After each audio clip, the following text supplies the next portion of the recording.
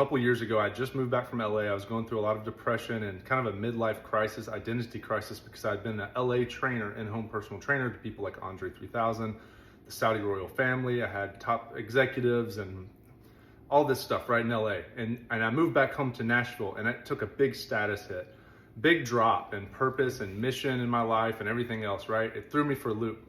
What was the best thing that I did that got me on track? I started Jujutsu, and it's the hardest thing you've ever done. And I just went back today. I took a break for a few months because I had clients right at the noon time, but I went back today, and it is the toughest thing you'll ever do, I think. One of the hardest sports you'll ever compete in. I'm not competing, my buddies are.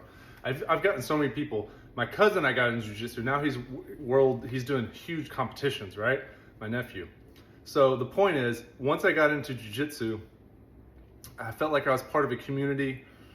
I could really express myself. I could go hard at something. And it boosts your status and your mood because you're around people, you're fighting with them constantly, and you're involved in something and you're working through something. After I did Jiu-Jitsu, I hired a bodybuilding coach, and I did his macros, and I got into the best shape of my life. So it's like a process. You maybe start here, you add something in, maybe it's a morning walk, and then it's Jiu-Jitsu, and then it's lifting weights, whatever. Everybody's at different levels. I know for the average person, it's just hard to even get into the gym, but that's what worked for me. Starting Jiu-Jitsu, then hiring a coach for my macros, and then I got a six-pack at 40, and then I wanted to coach other people, and it gave me a new mission in life, a new purpose, because I'm not doing in-home personal training.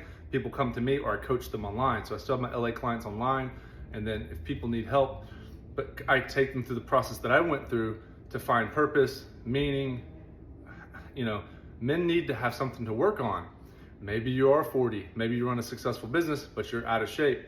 This is what you have to do. You have to know your macros. You hire someone who's already gone through the process, and then you do the process. So I'm just here to say that you can get yourself out of that rut that you've been in and build yourself up slowly. You don't have to go into jiu-jitsu. I know most people aren't in, that's extreme, but maybe walk to the mailbox, fold the clothes, put the towel away, put the coffee cup away.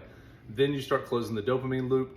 Then you layer in new things to keep you active and busy all day long. You can add in more responsibilities. Maybe after that, it's starting to build relationships with people, figuring out how to socialize better, all these different things and aspects that you can do in your life.